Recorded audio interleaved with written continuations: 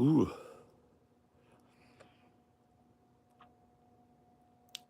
It's good in the hood. Very chill morning.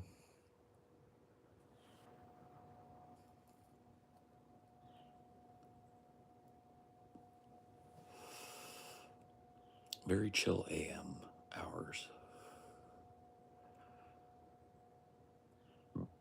Enjoying some chillaxing. Got some coffee brewing too.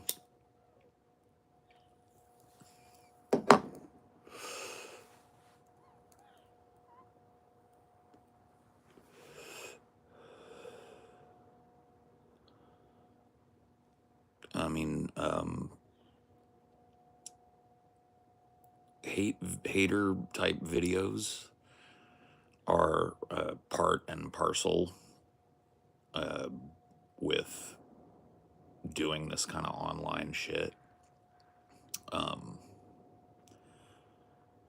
You know, human lives are crazy and tangled and silly sometimes, and mine's no different. Yeah, you know, I'd rather not have Amelia's personal shit out, but she provided it. So, as far as my personal connection to any of those things, you know, I'm not ashamed of my life. I'm not ashamed of my circumstances. I'm happy to talk about anything that came up in the video.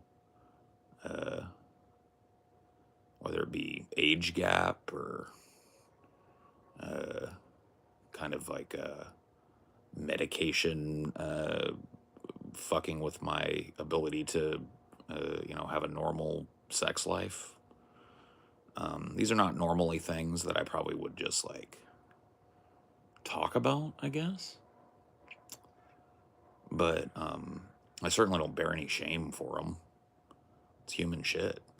I mean, I'm a person that is faced with a pretty rough choice. It is take a medication that's known to have those types of side effects, or and have you know,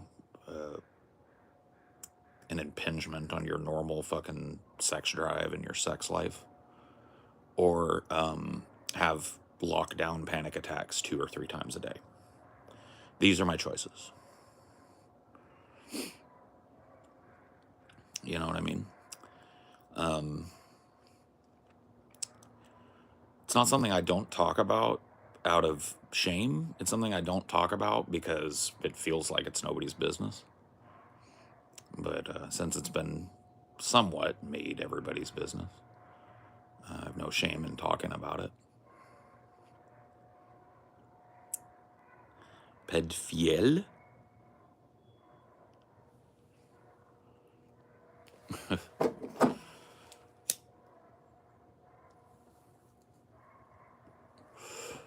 Someone make a video? Yeah. It is what it is. It's like just like a deep dive into Paul's ego's personal life, or not even really that deep of a dive, just a look at certain things that Paul wouldn't talk about probably normally because it's nobody's business.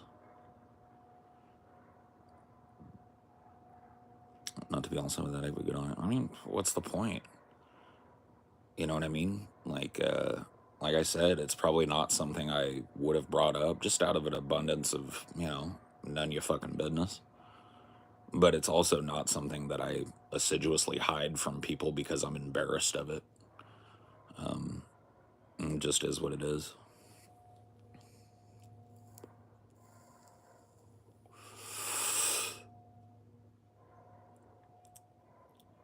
My dude, your mustache is exquisite mustache? Oh, okay.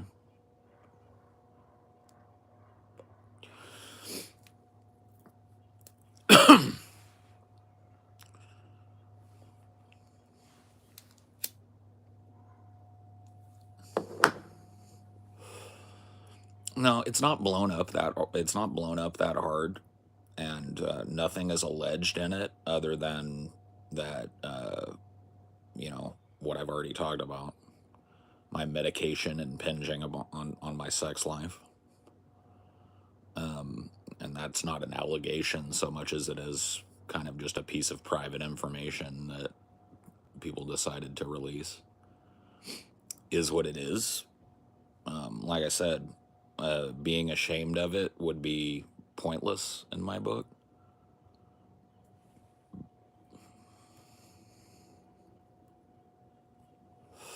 And I've always been pretty open about my mental health stuff. You know what I mean? Or at least as open as I feel like I can be about it. And so, it's an aspect of that. It gives me the opportunity to kind of frankly talk about an aspect of it that people don't talk about all that often.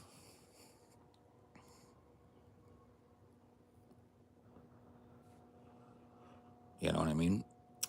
I do think a lot of people carry shame about that sort of thing. It's something that I've dealt with since I was in my early 20s. The types of medication that work for the types of mental health problems that I have tend to very severely impinge on sex function and sex drive. It's just the way it is. And it's kind of a devil's bargain, right? You can have a more normal life in that way, but just have absolutely no peace in your life. Or you can go the other route, right?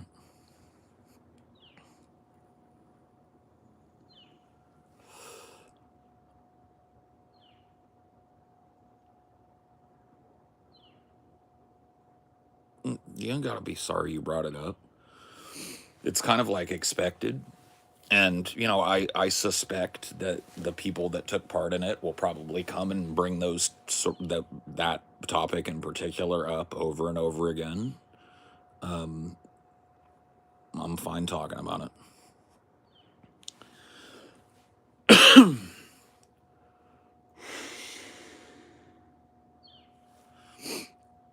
Yeah. I mean, it's a naturally, like, it's like a train wreck for some people. You spend a lot of your time thinking about, watching, talking about, discussing a person, and then you've got this ability to peek into their life and things that they don't talk about. Who's not going to take a look? You know what I mean? The thing about my life is that I live it pretty much in the open in comparison to a lot of people on the internet. I don't keep a lot of secrets from you, and there aren't a whole lot of personal topics that I won't delve into at any given moment. And so it's like I said, it's an opportunity for me to talk about things that maybe people normally don't talk about. You know what I mean? It is what it is. You got to know what you're signing up for when you work a job like this. You know what I mean? You're a public figure. People are going to be interested in your this, that, and your other. Is what it is.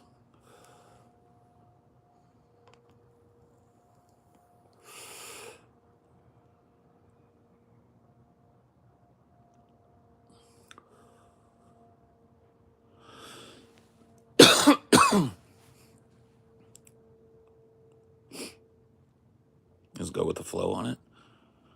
It's like I don't have any gigantic, dirty skeletons in my closet. Having a medical problem is not a skeleton in your closet. It's not an allegation. It's not an expose video. It's not an own. It just is. It just is what it is, man.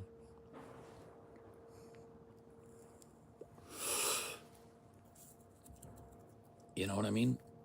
If I had all kinds of crazy skeletons hiding in my closet, I wouldn't be on fucking YouTube, I'll tell you that much. If I was a secretive dude with a spotty past that I was afraid of people finding out about, I wouldn't do what I do. You know what I mean? My personal life notwithstanding. I mean, I do what I can to keep private things private. things that aren't people's business private. But when shit like that comes out, it's like, you know,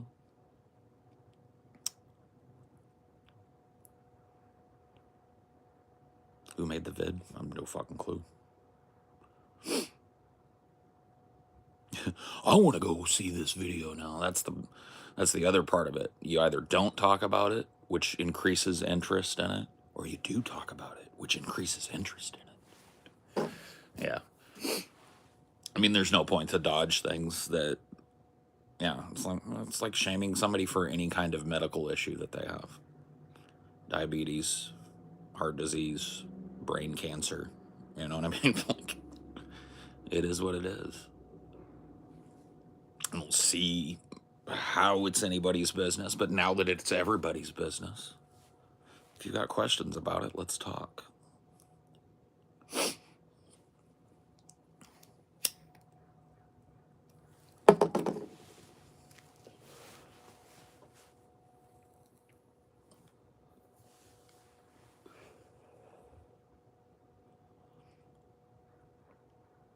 How would you fare in a blizzard? How would your hair fare in a blizzard?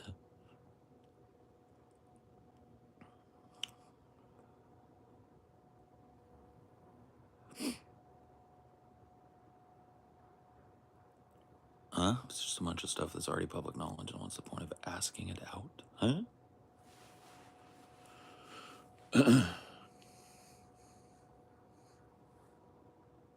Get a fucking haircut, you bum.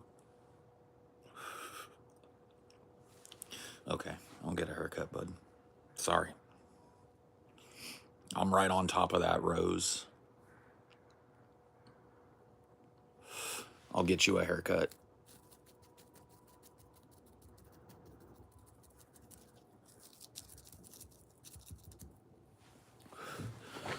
Oh, coffee.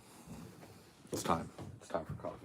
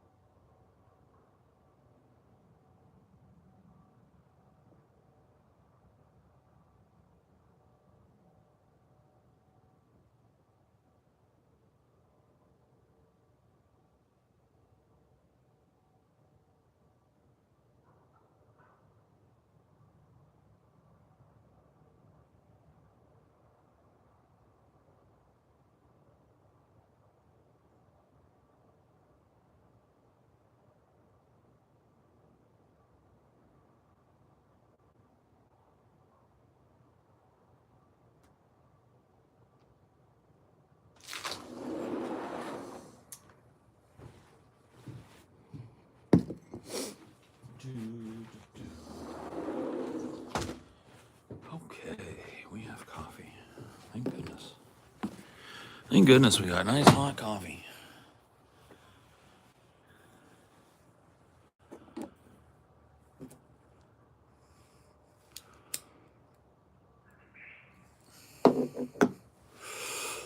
You like Seattle at all? I went there for the first time with my girlfriend. It's pretty decent. Yeah, I lived in Bellevue for a long time, and I liked Seattle. I liked that area. Wind chill today puts the temp at -50.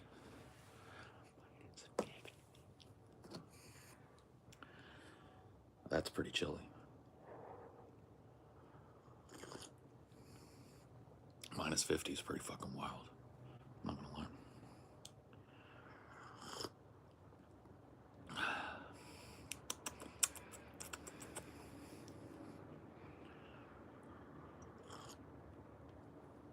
Ugh.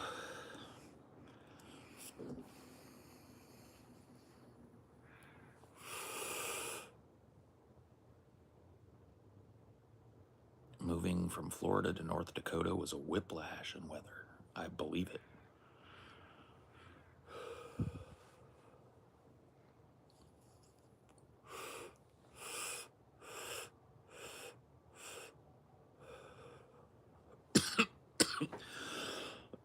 All of California is not on fire.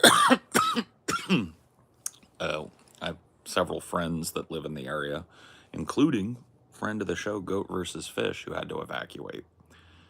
At least saw a tweet to that effect today.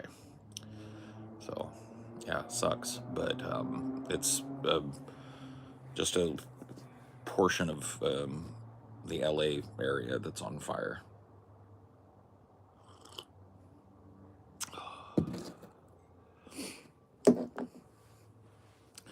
Whoever doxed Paul's private info is scum. Who cares? You know? Who gives a shit? If there's anything that you want to talk about, let's talk about it. You want to talk about my sex life? Let's talk about it. I try to be as open a book as possible because I'll even learn things about myself sometimes talking about things here. So, yeah. Like, yeah, ask away.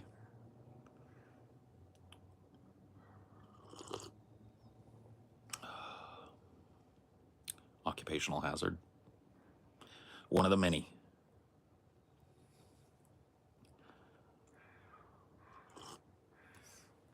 Any other book recommendations? I mean, read Ishmael. Read Ishmael by Daniel Quinn next. Have that be your next read. That's an easy read, too, and it's a good read. Food sovereignty and renewable energy. Yeah, I mean, you can ask. I don't know much about either. Paul, exactly how many hairs on your balls? I have not counted, but I'll get you a count.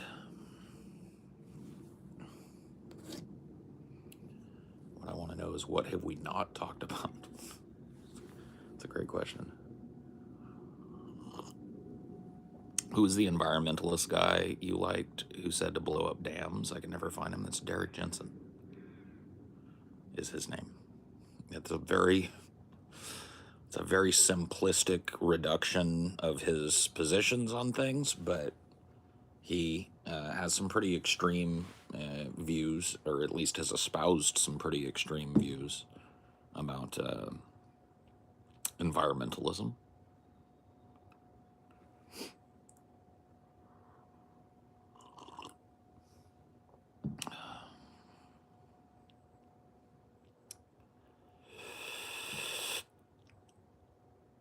Untenable in 10 years. Yeah.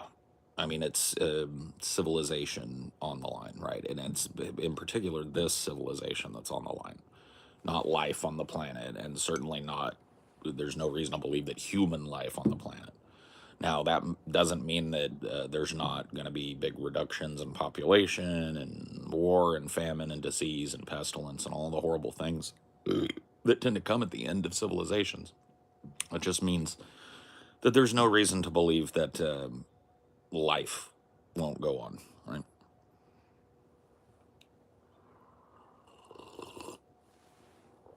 Oh, I don't know much much about Jensen, but he seems based as fuck from what I do know. Yeah. Well, you should read some of his books. Read Endgame. My two personal favorites are Endgame and A Language Older Than Words.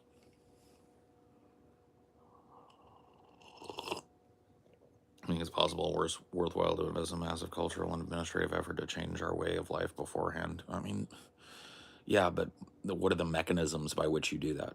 Right? That's the question. Those types of things were that they were born out of pragmatism, but typically they're born as a last-ditch effort to mitigate collapse, and that is how I see that sort of movement fomenting in this country. I don't think that there's any viable political path to that type of sweeping societal change. And so it's going to have to come at the point of a spear, unfortunately. And that spear is going to be climate change, war, and the famine that comes with it. And we'll see. We'll see how this fucking society deals with it.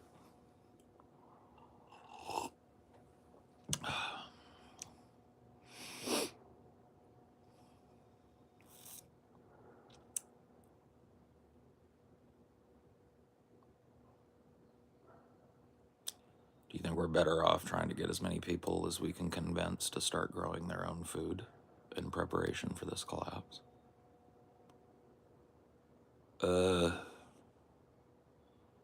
I mean, good luck. Here's the problem. Most people don't have a plot of land to grow their own food on. You know, most people don't live within shouting distance of a usable community green space where they can have a community garden on. You know what I mean? And so this whole, you know, grow your own food thing is almost a privilege, right? At this point in American history, right? Most people, I think, are probably living in apartments and condos, right? You don't need a plot of land. You don't, you can't grow a reliable garden when you're renting an apartment. You just can't. But, you know, I'm not trying to poo-poo it. I agree with the prescriptions, but I don't see any way of getting there without a massive upheaval.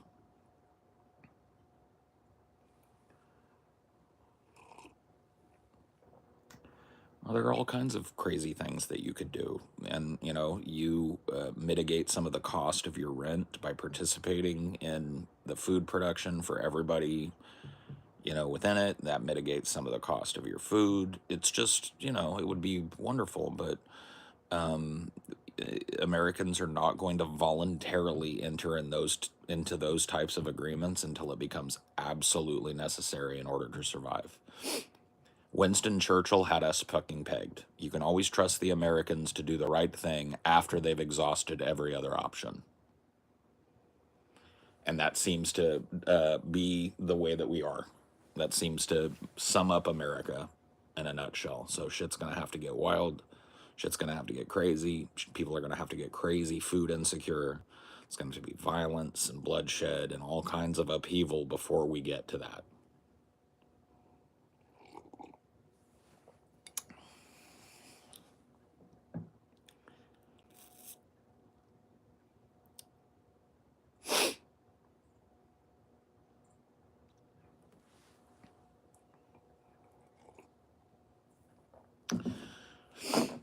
The left is fighting an uphill battle because you're not just debating the efficacy of communal living, and you're fighting against modernity. You're fighting against everybody's cell phone and their Netflix and their 3 TVs and their 2 cars and their 8 kids, right?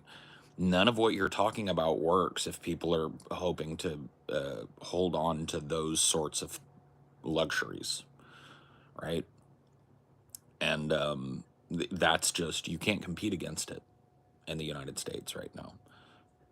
You just can't.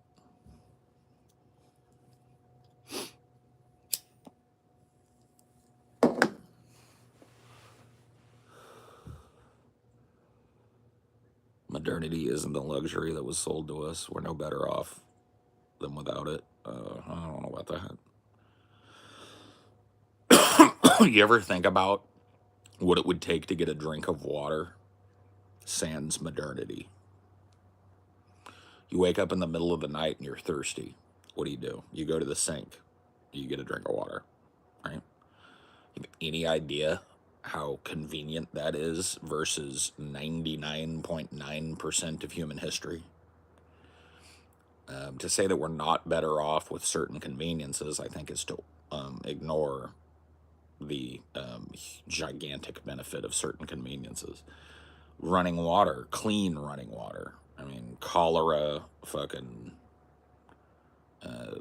epidemics, and all the things that, bacterial infections and all of that stuff. I mean, clean municipal water is available in a wide swath of the country now, and that's fucking crazy.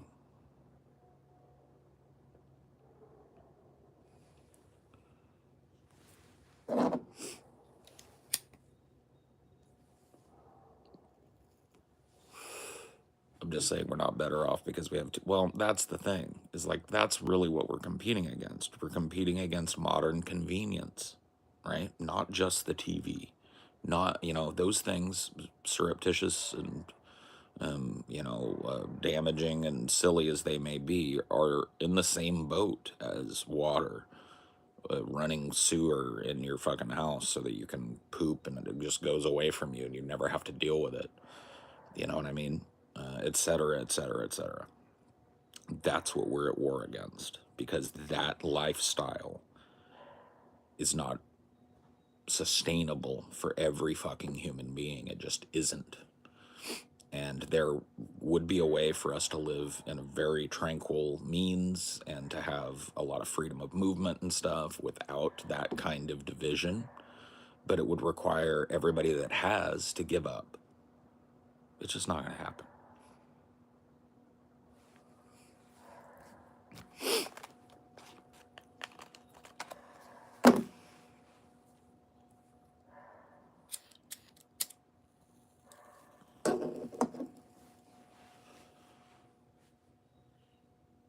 Yeah. I mean, do you know like how much of human history was cut short? How many lives in human history were cut short because people were shitting in the street? I'm not even kidding you. Massive, massive outbreaks, epidemics, food poisonings, all because people would just sling their turds into the street. That's most of human history. People pooped in latrines and slung their shit out the window.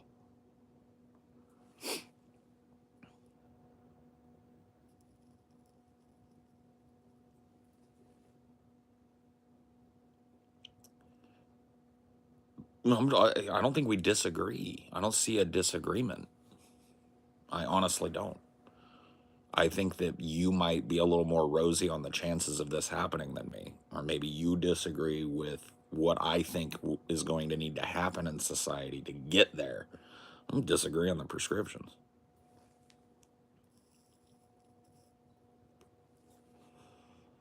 I think it's correct. I think more people should have a little fucking garden and should grow some of their own food and should have an investment in their own food security and should have a little plot of land and should until I'm blue in the fucking face. I mean, yeah, locally pursue mitigation strategies. Join a group of people, right?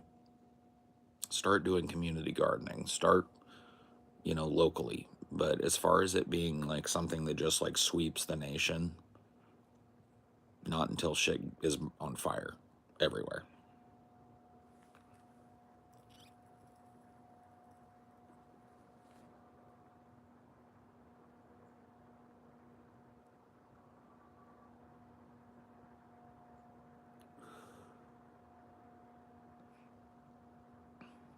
Ideally, the American people should be able to grow their own food. Yeah, ideally, yeah.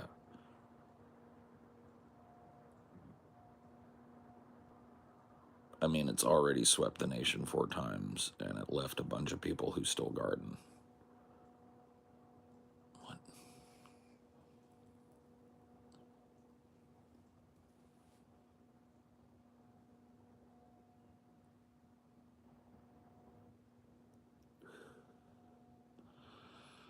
A gardening boom is one thing. Transitioning most people to a position where they can functionally garden is another. Middle income people deciding to get rid of a little plot of their big giant backyard and put a tomato garden in is great. But that's what happened.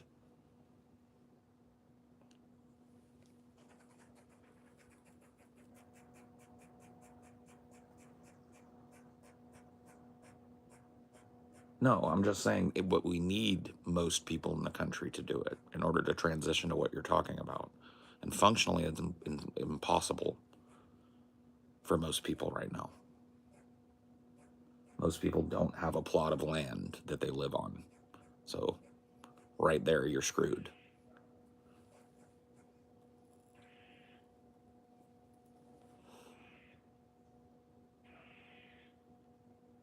You have a decay aura. Oh, damn. You're a plant killer. I inherited my mom's green thumb. I don't take care of plants often, but when I do, they thrive, okay? Plants love me, and I love them.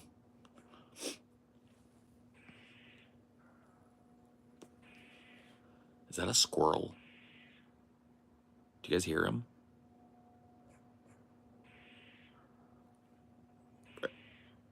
It's got to be a squirrel, right?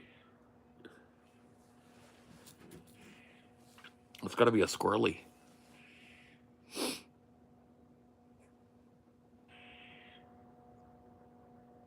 Squirrel is crashing out. Squirrel has had enough of your shit. He's letting you know.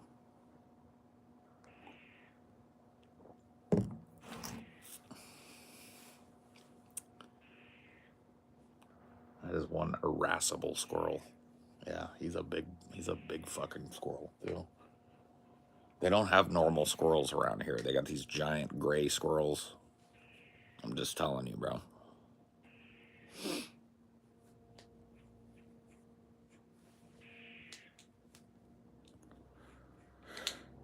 Grow their own tomatoes, squash, potatoes, or herbs in their own apartment. I'd have to see it to believe it. I'd have to see somebody growing tomatoes indoors to believe it, because I grew tomatoes when I was a kid, and it was a fucking job to maintain those plants. And those plants needed their soil changed out. Those plants needed fertilizer. Those plants needed deep, dark soil, good fucking compost pile. That's how my mom fed nice, big, good tomatoes for the home. And I just don't see you doing that in a kitchen sink.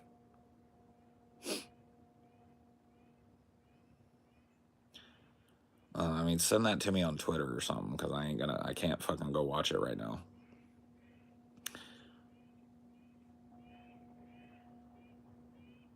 Normally it's good government that would step in and help guide people.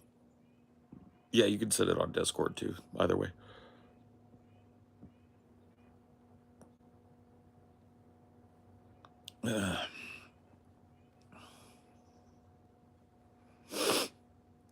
Normally it's a good government.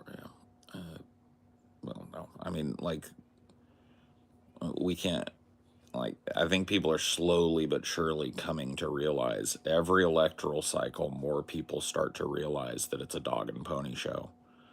And when that reaches a critical mass, hopefully those people will channel their energy into something else. Because we can't rely on politicians to handle what's going on here.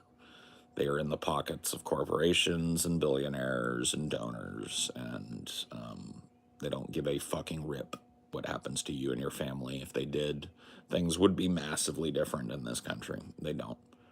They're not. They aren't. We're backsliding in this country. We have worse access to health care than my parents did. We have worse access to the housing market than my parents did, right? So we're looking at the first generation of kids who are just, as a whole, going to do worse than their parents in American history. You know, we're approaching Gilded Age levels of income disparity, and the wealth gap is widening. It's like racing to widen. You know what I mean? This is not a joke. This is not a theory. This is not my opinion. This is just observable truth, provable fact. And until somebody starts addressing that, you can jerk off about Ukraine all you want. You can jerk off about Israel all you want. You can jerk off about immigration all you want. Until you address the core economic reality for people in this country, you're not going to have access to their political fucking might. That is the exchange, and people have forgotten that. Politicians serve at our pleasure. Politicians should make things better in this country, not worse. And when they make things worse, they're thrown the fuck out of office and we replace them. That's how it works in this country, right? We've forgotten that. We don't even get a choice in who the choices are anymore. We have allowed the system to be so co-opted away from human interaction that's it.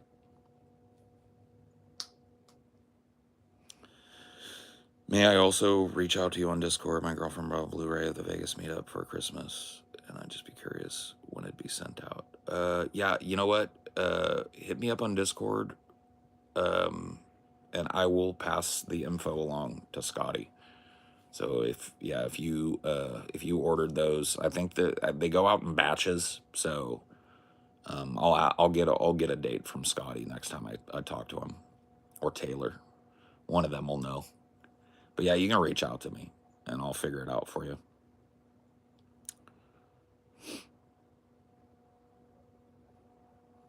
Scotty's the merch master. Yeah.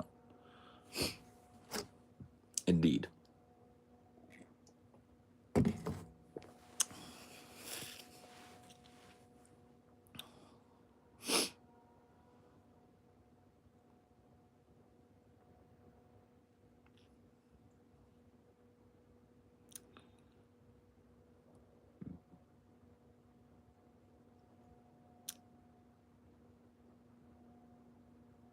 My fiance is from the Netherlands. Should I jump ship or stick it out over here? What? Where's over here?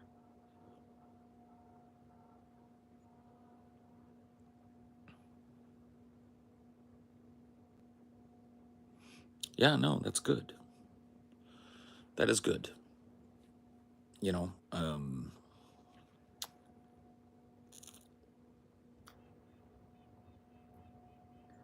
I've always felt, well, not always, but in the last 10 years of my life, I felt very strange about engaging politically locally, because I know that I'm probably not going to stay in that area. And so it almost feels shitty to do activism in an area that I'm just going to ditch, right? It's like, starting something and not finishing it. Now, if I was like settled, had a house, was looking at living in one city or one area for the rest of my fucking life, right? I don't know if I'll ever reach that. I wouldn't have this conundrum.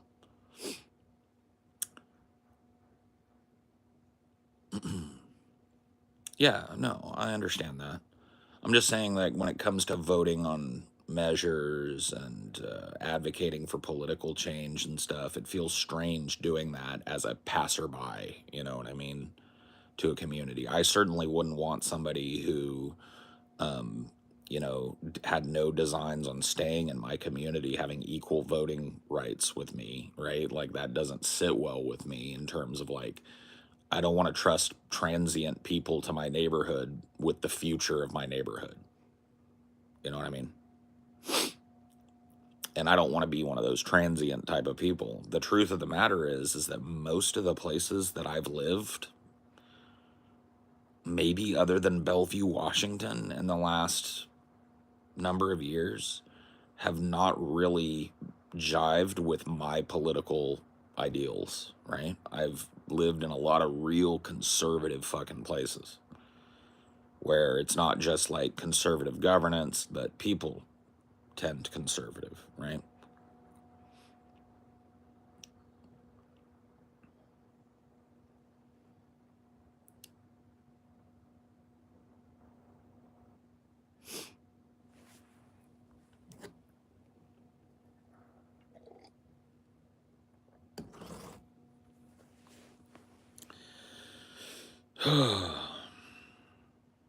Come try Utah. No. Pass.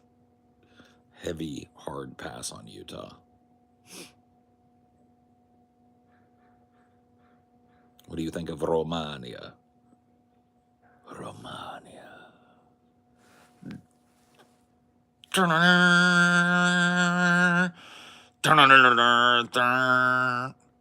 I've come to suck your blood.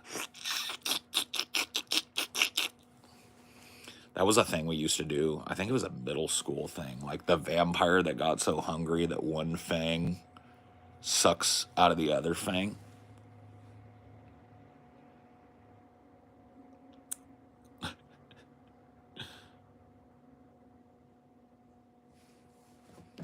Romania, land of the vampire.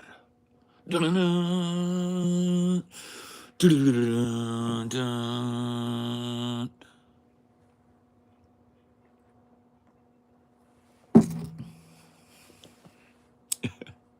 No vampires in Romania. Damn. Shitty. That's where when I was a kid, that's where I thought all the vampires lived, was in like Romania, you know, Czechoslovakia, Hungary, Poland. I thought they were very Eastern European types, for sure. That's how I was raised, man. That's where they told me the vampires was. You know, I'd say, where are the vampires? And they'd be like, right over there, man. Transylvania, but that's not a country anymore. It's part of fucking Romania and Turkey or wherever the fuck it is now. It's like, oh, that's where the vampires are from. Does Czechoslovakia still exist? It's the Czech Republic now, right?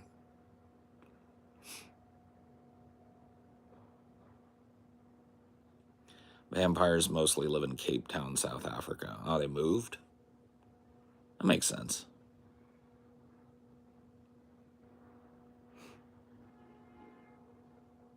Raulchik?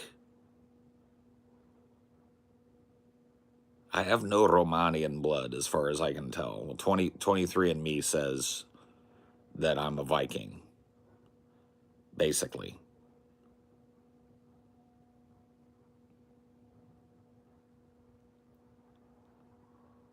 Czechia and Slovakia, yes, Paul. And all vampire stories are from Carpathian mountains that start in Slovakia and ends in Romania. See, I told you. That was probably a vampire. That Romanian chick that was in here was probably a vampire. She was trying to hide. She was like, no, there are no vampires in Romania.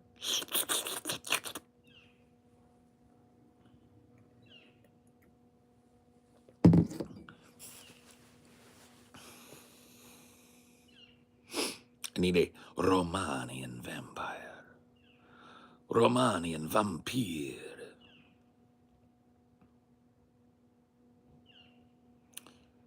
You do look Viking, which is intriguing. We don't have anything like that here in South Texas. I used to live in South Texas, so you used to have something like that. Yeah. I lived in San Antonio.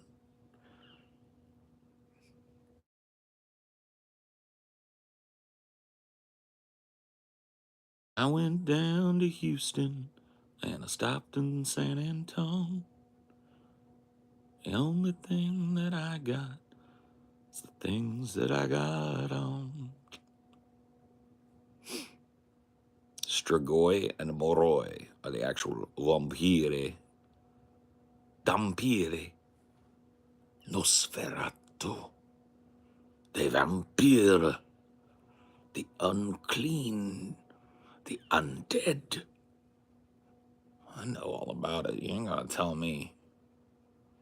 I know where you vampires are from, okay?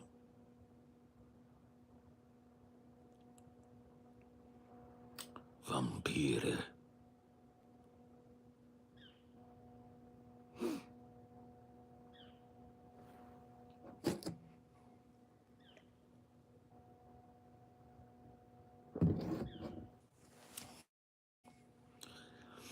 You have to cut out his heart, burn it, and drink the ashes of it mixed with wine.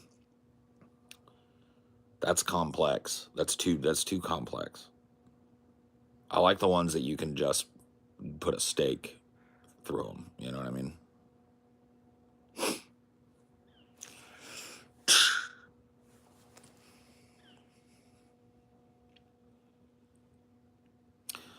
All my exes live in Texas. Texas is the place I dearly love to be. All my exes live in Texas. That's why I hang my hat in Tennessee. Vampire.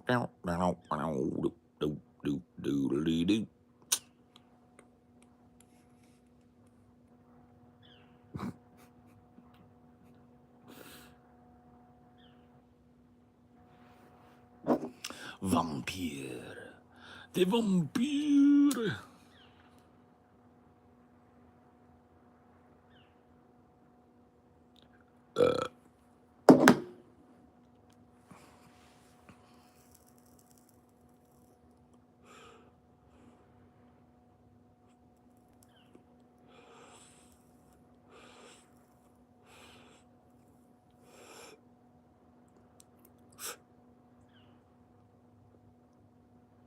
Who built the Easter Island giant heads? The fuck, the MAOI, the Maoi, right? That's the name of the god, right? And it's the, what are those people called? Rapa Nui, right? The Rapa Nui built the Easter Island heads, not Maori. Well, maybe it is Maori, but that's the name of the island, right? Rapa Nui.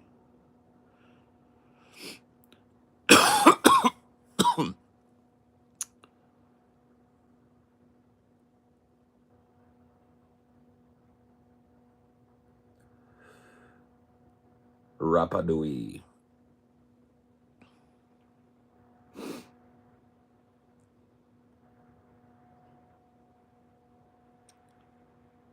All closely related but have distinct cultures. Well, the Rapa Nui had a whole language that we still have yet to decipher because there's no comparative language. So they discovered some tablets that had a bunch of symbology carved into them. It looked like kind of a Rosetta Stone, but they have not been able to decipher the language. It's a complete mystery as to what those people were saying. But we have all of this stuff that they carved. A language isolate, yeah. A language isolate, like what you call it? Who was it? Was it the Akkadians? Well, one of those Mesopotamian civilizations spoke a language isolate as well.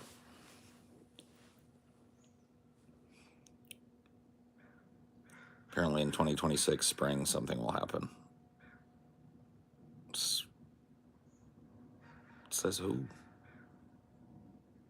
What?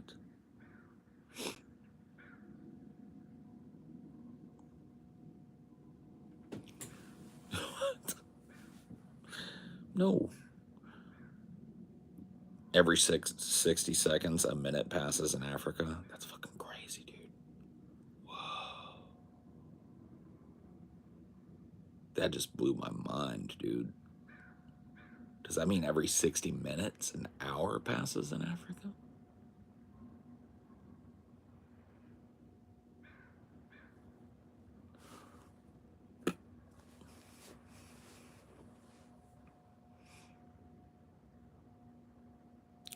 Something will happen in 60 minutes.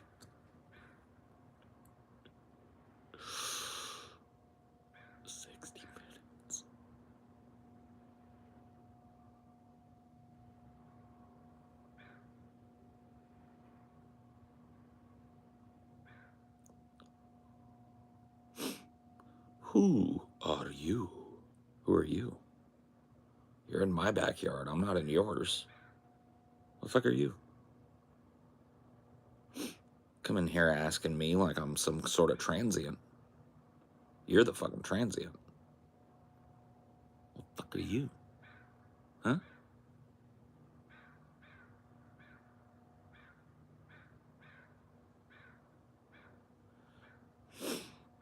The choose your own adventure, the LA fires is something else. Oh, yeah. Oh, yeah, dude. Well, that's what the world has become. It's become a choose your own adventure novel. If you believe that the fires were Jewish space lasers, turn to page 172.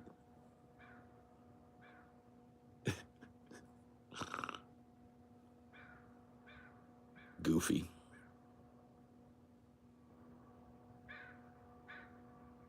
You're about to get banned, Kyle. You're asking nonsense questions.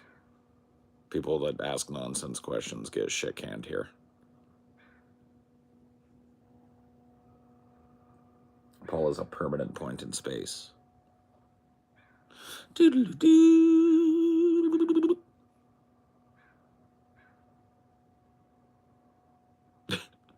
For enjoying a meal? Yeah. You get a reprieve because I'm freezing to death.